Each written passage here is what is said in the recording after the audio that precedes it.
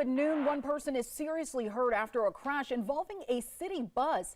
That crash happened near South Brevard and 3rd Street in Uptown Charlotte just after 6 o'clock this morning. We reported on that, and now CATS is confirming one of their vehicles, quote, made contact with a pedestrian.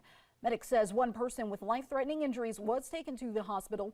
The area around that intersection was closed earlier this morning, but it has since reopened. Now, we have reached out to CMPD to find out what led up to the crash, so we'll keep you updated.